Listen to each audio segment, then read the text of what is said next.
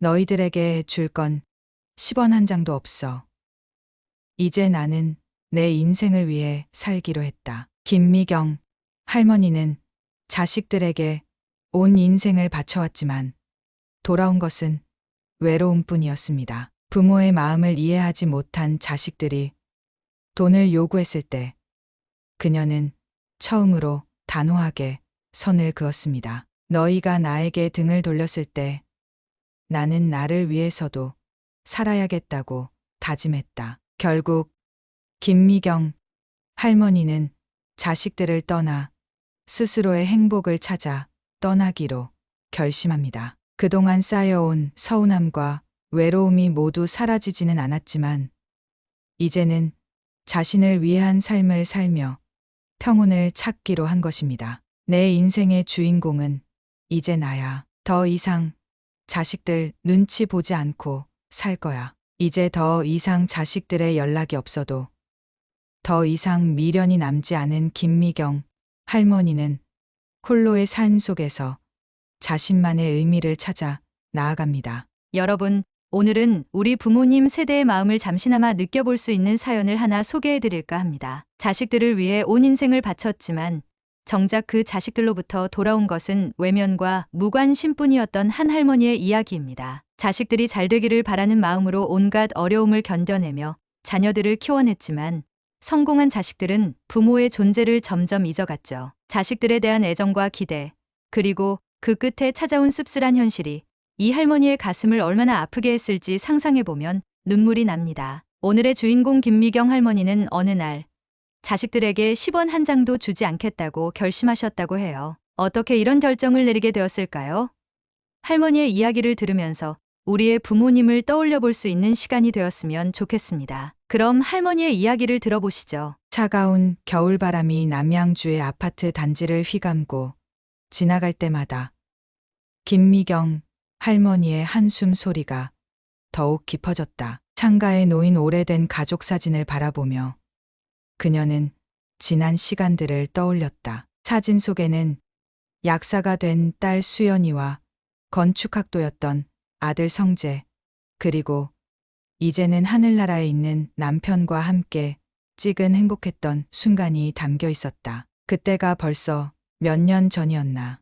미경 할머니는 창밖으로 시선을 돌리며 중얼거렸다. 1950년대 후반 경기도 양평의 작은 마을에서 태어난 미경은 평범한 농부의 딸로 자랐다. 어린 시절부터 부지런하고 성실했던 그녀는 고등학교를 졸업하자마자 서울로 올라와 은행에서 일하기 시작했다. 그곳에서 그녀는 건설회사에 다니던 남편을 만났고 25세 나이에 결혼을 했다. 처음엔 그저 평범한 가정을 꾸리고 싶었을 뿐이었는데 첫째, 딸 수연이가 태어났을 때의 기쁨이 아직도 생생했다. 앞으로 태어날 아이들에게 좋은 환경을 만들어주고 싶어 미경은 전업주부가 되기로 결심했다. 2년 뒤 둘째 성재가 태어나면서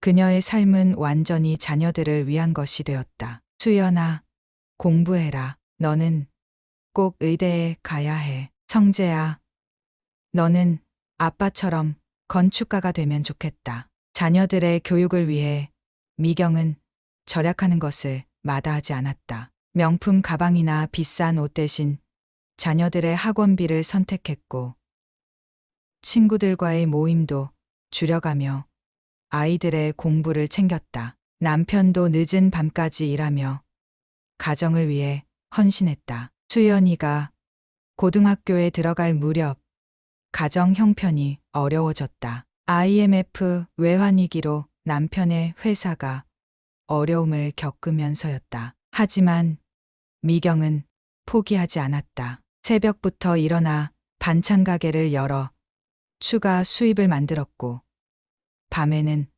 학원 청소 아르바이트까지 했다. 엄마가 이렇게 하는 건 다 너희들 잘 되라고 그러는 거야. 그녀의 헌신은 결실을 맺었다. 수연이는 약대에 합격했고 성재는 서울의 유명 대학 건축학과에 입학했다. 자녀들이 대학에 입학하던 날, 미경의 눈에서는 기쁨의 눈물이 흘렀다. 우리 딸, 우리 아들, 이제 너희는 엄마 아빠 고생 안 시켜도 돼. 하지만 세월이 흐르면서 상황은 달라지기 시작했다. 수연이는 약사 자격증을 따고 서울 강남에 약국을 차렸고, 성재는 대형 건설회사에 취직했다. 둘 다 결혼을 하고 각자의 가정을 꾸렸지만 부모님을 찾는 발걸음은 점점 뜸해졌다. 바빠서 그럴 거야. 다들 자기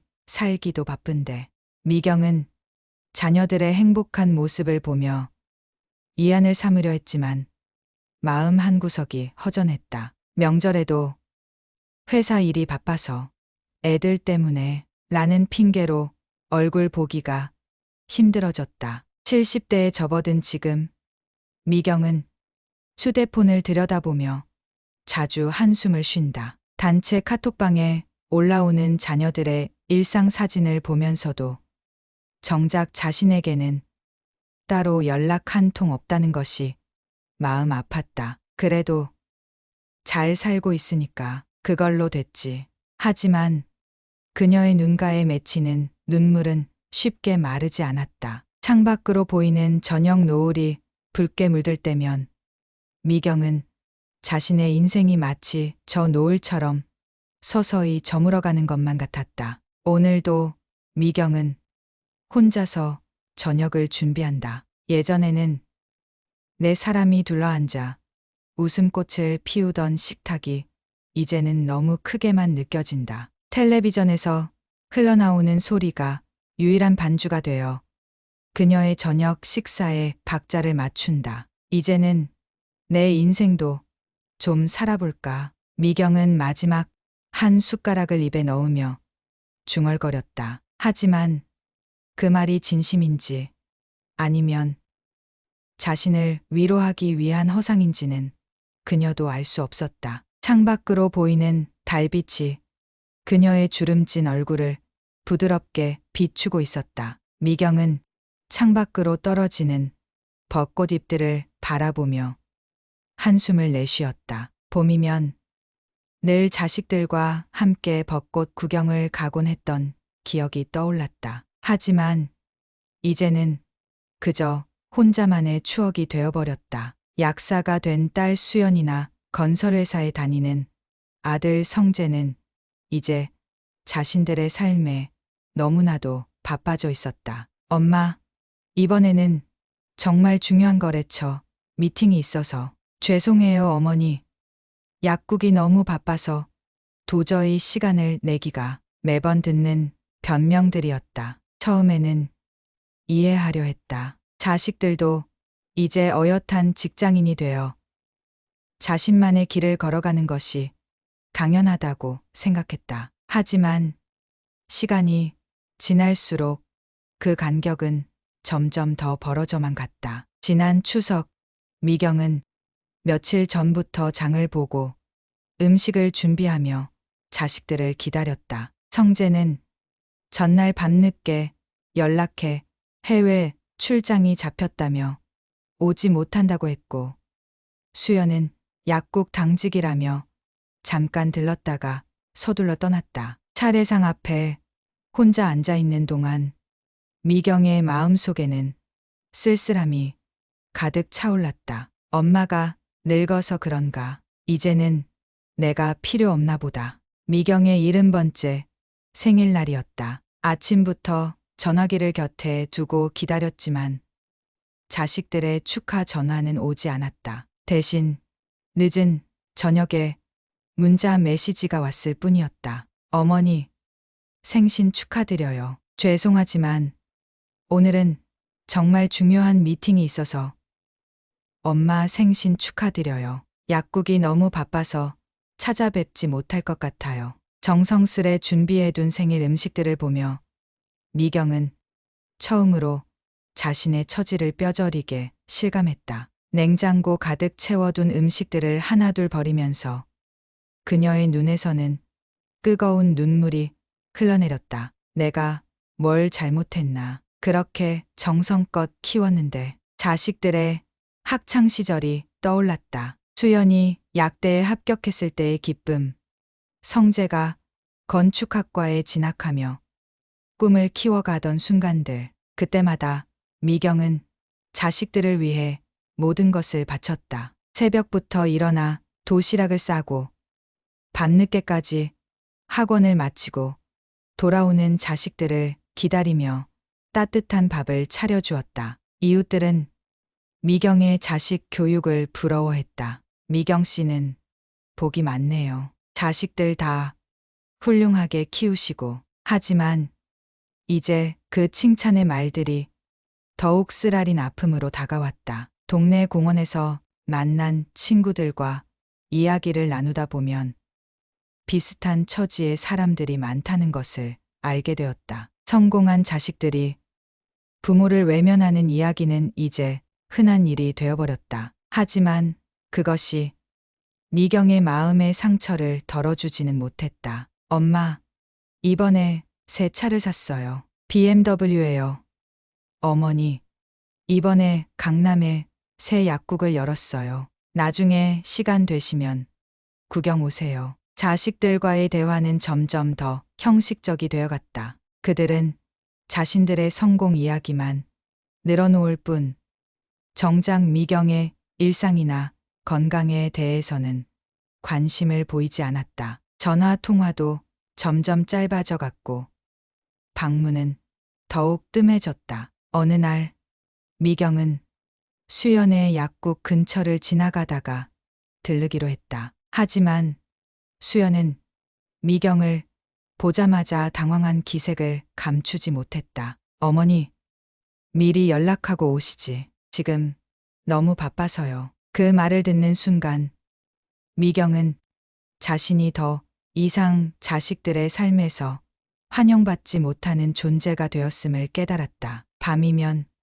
꿈에서 자주 옛 시절이 떠올랐다. 어린 시절 수연이와 성재가 엄마 품에 안겨 잠들던 순간들, 첫 월급을 받아와 감격스러워하던 모습들. 하지만 아침이 되면 그것은 그저 달콤한 추억일 뿐이었다. 미경은 점차 자신만의 시간을 보내는 법을 배워갔다. 매일 아침 동네 공원을 산책하고 문화센터에서 서예를 배우기 시작했다. 처음에는 외로움을 잊기 위한 방편이었지만 차츰 그 시간이 소중하게 느껴지기 시작했다. 하지만 가끔, 특히 밤이 깊어질 때면 자식들이 그리워 잠을 이루지 못했다. 창가에 앉아 도시의 불빛을 바라보며 어딘가에서 바쁘게 살아가고 있을 자식들을 생각했다.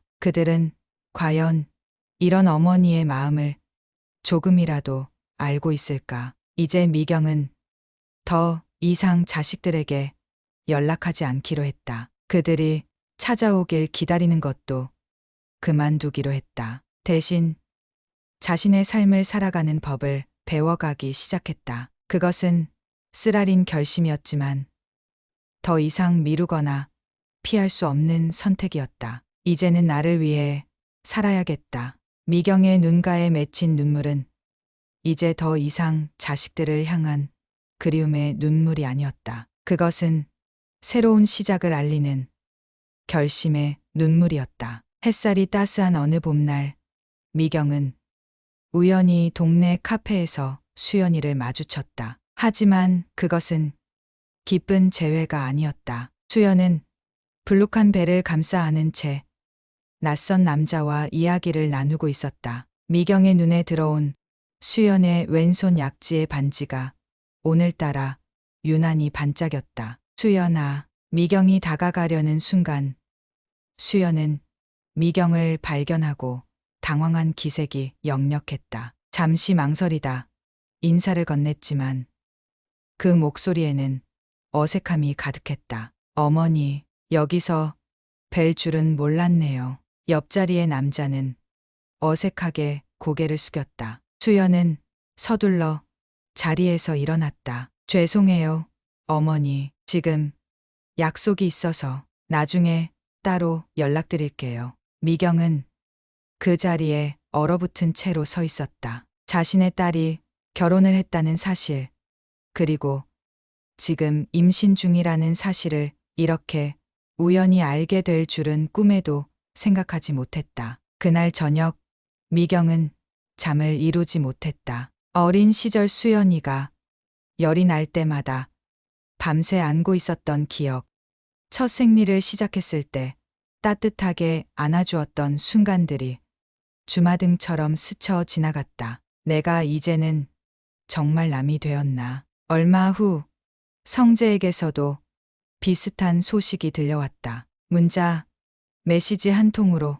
전해진 결혼 소식. 어머니, 죄송합니다. 저희가 작은 예식으로 조용히 치르기로 했어요. 나중에 시간 되실 때 인사드리러 가겠습니다. 미경은 그제서야 자신의 위치를 똑똑히 깨달았다. 자신이 그토록 사랑하고 헌신했던 자식들에게 이제 자신은 그저 불편한 존재가 되어버린 것이다. 동네 경로당에서 만난 친구들은 미경을 위로했다. 요즘 젊은 것들이 다 그래. 우리 자식들도 맘대로 결혼하고 맘대로 살아. 자식 키우는 게 평생 고생인가 봐. 다 키워놓으면 남이 되어버리니.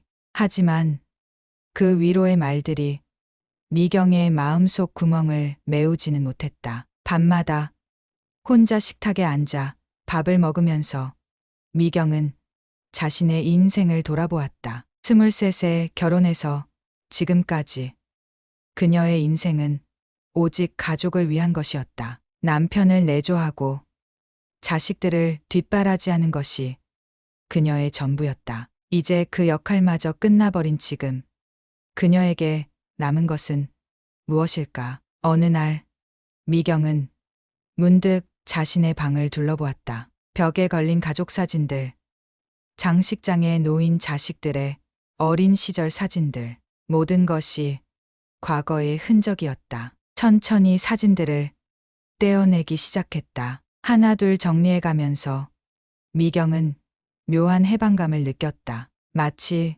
오랫동안 자신을 올가매고 있던 무거운 짐을 내려놓는 것 같았다. 이제는 나를 위해 살아보자. 문화센터에서 시작한 서예 수업이 미경의 새로운 낙이 되었다. 글씨를 쓰는 동안만큼은 모든 걱정을 잊을 수 있었다. 붓을 잡은 손끝에서 전해지는 미세한 떨림, 화선지에 번지는 먹물의 은은한 향기가 그녀를 위로했다. 점차 미경은 자신만의 일상을 만들어갔다. 아침 산책, 서예 수업, 때로는 혼자만의 영화 관람. 처음에는 어색했던 것들이 이제는 자연스러워졌다. 하지만 가끔, 특히 밤이 깊어질 때면 자식들 생각이 났다. 수연이는 무사히 출산했을까?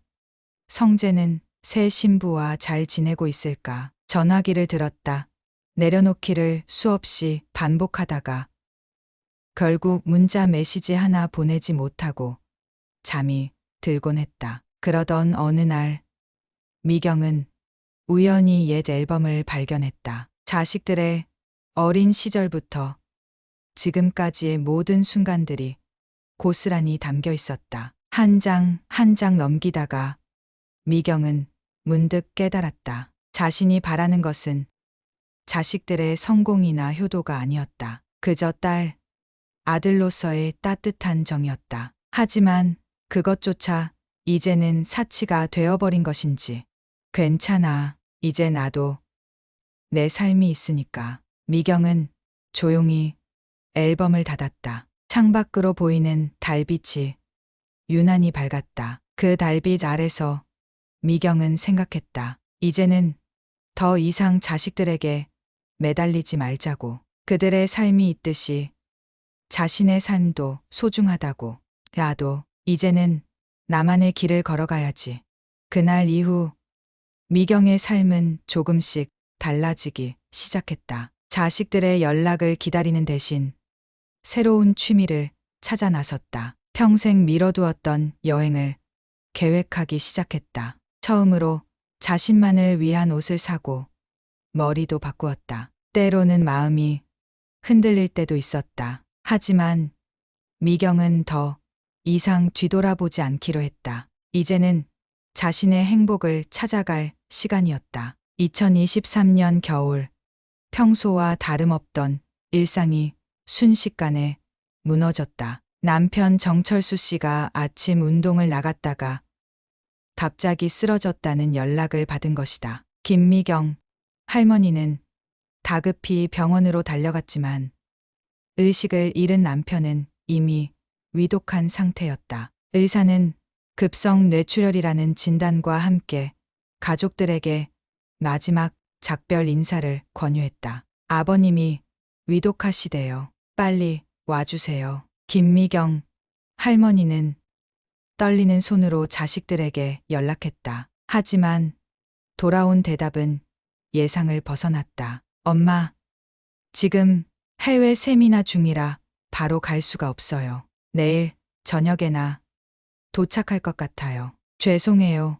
엄마, 약국을 비울 수가 없네요. 대체 약사를 구하면 바로 가겠습니다. 병실에서 홀로 남편의 손을 잡고 있던 김미경 할머니는 쓸쓸함을 느꼈다. 40년을 함께한 남편이 생애 마지막 순간을 맞이하는데 자식들은 각자의 일상을 우선시했다. 결국 정철수 씨는 자식들을 보지 못한 채 그날 저녁 세상을 떠났다. 형식적인 장례식. 다음 날이 되어서야 도착한 자식들은 장례 절차를 서둘러 진행하길 원했다. 엄마, 3일장으로 하면 안 될까요? 다음 주에 중요한 프로젝트가 있어서 저도 약국 일이 밀려 있어서 오래 있기가 힘들 것 같아요. 김미경 할머니는 자식들의 말에 아무 대꾸도 하지 않았다. 장례식장은 쓸쓸했다. 문상객도 많지 않았고 자식들은 휴대폰을 보며 시간을 보냈다. 평소 정철수 씨가 그토록 자랑스러워하던 자식들의 모습은 찾아볼 수 없었다. 장례식이 끝난 후 자식들은 서둘러 자리를 떴다. 유품 정리도 49제를 지내는 것도 모두 김미경 할머니의 몫이 되었다. 남편과의 추억이 깃든 집을 혼자 정리하면서 그녀는 깊은 상실감에 빠졌다. 여보, 우리가 그렇게 키운 자식들인데 이렇게 될 줄 누가 알았겠어요. 이 사건을 계기로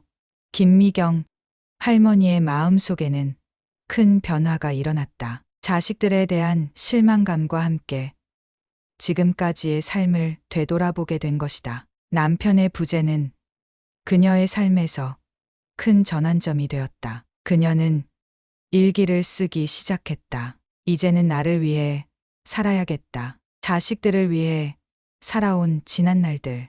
이제는 끝이다. 남편의 죽음과 자식들의 냉담한 태도는 역설적으로 김미경 할머니에게 새로운 삶의 전환점이 되었다. 그동안 자식들을 위해 희생하며 살아왔던 삶에서 벗어나 자신만의 삶을 찾아가기로 결심한 것이다. 이제는 더 이상 기대하지 말자. 내 인생은 내가 책임져야 해. 이렇게 김미경 할머니는 자신의 남은 인생을 새롭게 설계하기 시작했다. 그리고 이는 후에 자식들이 경제적 도움을 요청했을 때 단호하게 거절할 수 있는 힘이 되었다. 남편의 장례식 이후 6개월, 김미경 할머니의 일상은 조용히 흘러가고 있었다. 텅 빈 집에서 혼자만의 시간을 보내던 어느 날이었다. 오랫동안 연락이 없던 딸 수연에게서 먼저 전화가 왔다. 어머니, 잘 지내고 계세요? 제가 너무 연락을 못 드려서 죄송해요. 평소와는 다른 수연의 다정한 목소리에 김미경 할머니는 잠시 놀랐다. 그래, 난 잘 지내고 있다. 요즘은 많이 힘드시진 않으세요? 아버지 가시고 통화가 끝나고 얼마 지나지 않아 아들 성재에게서도 연락이 왔다. 어머니, 저예요. 성재, 잘 지내시죠? 그래, 너도 잘 지내니? 예.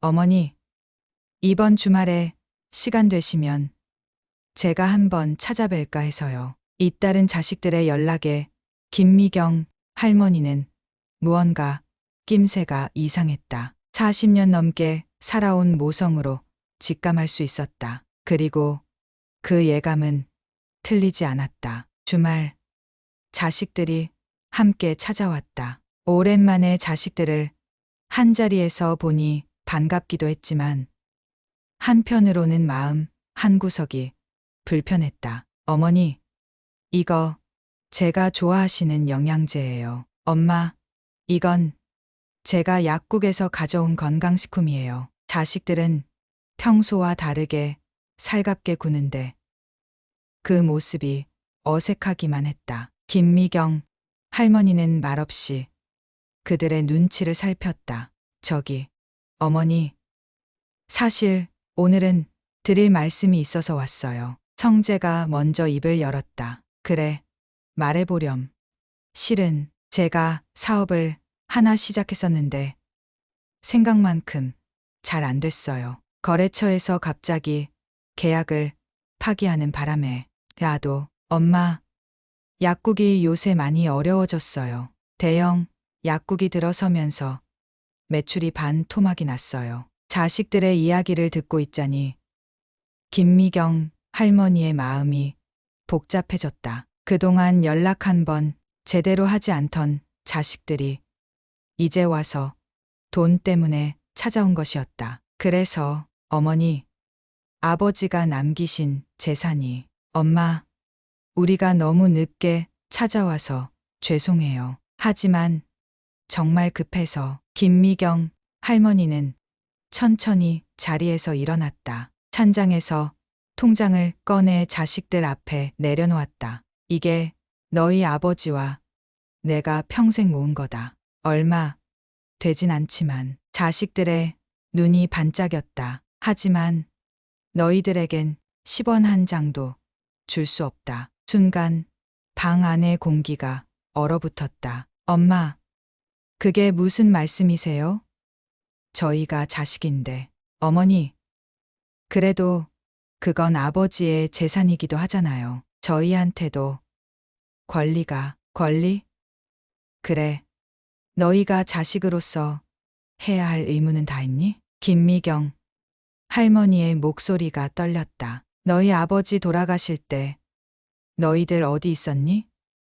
장례식장에서도 휴대폰만 들여다보더니 이제 와서 재산 얘기는 왜 하는 거니? 엄마, 그때는 정말 바빠서. 어머니, 저희가 잘못했어요. 이번만 도와주시면 이제 그만두자. 난 더 이상 너희만 바라보고 사는 어미가 아니다. 나도 이제부터는 나를 위해 살 거야. 자식들의 표정이 굳어졌다. 더 이상 애원하는 모습은 찾아볼 수 없었다. 엄마, 그래도 우리가 자식인데 이럴 수 있어요? 어머니, 그 돈 다 어디다 쓰시게요?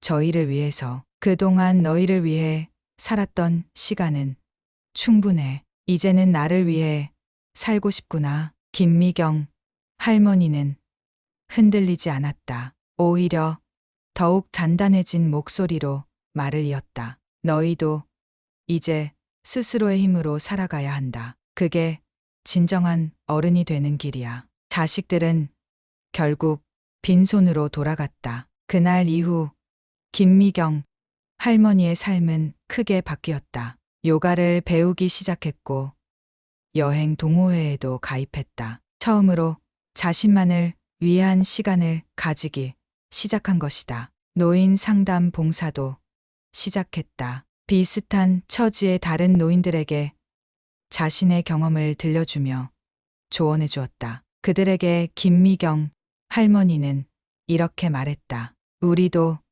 행복할 자격이 있어요. 자식만을 위한 삶이 전부가 아니랍니다. 이제 김미경 할머니의 하루는 그 어느 때보다 바쁘고 충실하다. 더 이상 자식들의 연락을 기다리지 않는다. 오히려 그들이 연락해도 자신의 일정이 바빠 만남을 미루기도 한다. 가끔 자식들이 찾아오려 할 때면 이렇게 말한다. 미안하구나. 이번 주말엔 제주도 여행이 있어서. 김미경 할머니의 단호한 결단은 역설적으로 자식들에게도 좋은 교훈이 되었다. 그들은 처음으로 어머니를 한 인격체로 바라보게 되었고 자신들의 이기적인 행동을 돌아보는 계기가 되었다. 우리가 정말 잘못했네. 엄마도 당신의 인생이 있으셨는데 이제 김미경